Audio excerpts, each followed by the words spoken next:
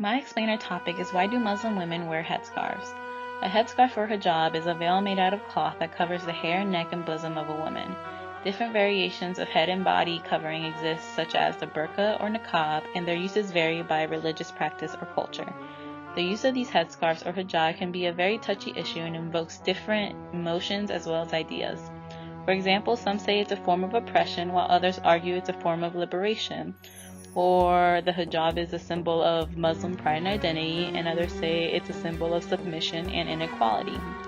But the question here is, why do women choose to wear the hijab? Does Islam require it, or is it a personal choice?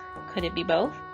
Several Muslims say body covering is stated in the Quran and therefore it should be followed.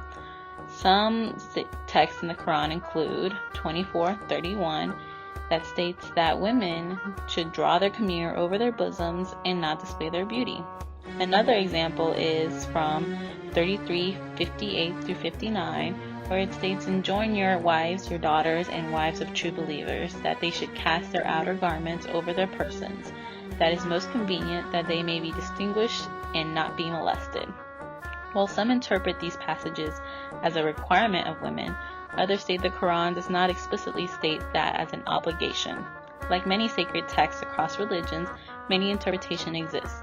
That's going into another discussion, so here are some reasons why Muslim women choose to wear headscarves. They believe it's their religious duty, and they must do so to obey God. It's a symbol of their moral status and modesty, and it provides them with a feeling of security and protection from unwanted attention. Some other reasons based off their society is that it gives them a sense of Muslim identity, especially in non-Muslim environments like the United States. It declares a status of wealth. They can use it as political protest, or it's enforced by nations such as Saudi Arabia, Iran, or the Taliban in Afghanistan. Some Muslim women choose not to wear the hijab, for they are not religiously ready, or they don't believe the Quran requires it. Some view it as an old way of thinking, while others say they can still be modest and uphold Islamic values without the hijab.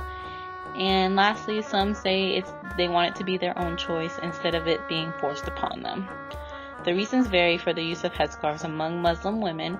Most often it's a personal choice if it's not forced upon them by family or society. The use of headscarves is not only inclusive to Muslims. Forms of hair and body covering can be practiced by a variety of people. For example, a form of headscarves can be found in Judaism, Hinduism, and Christianity today.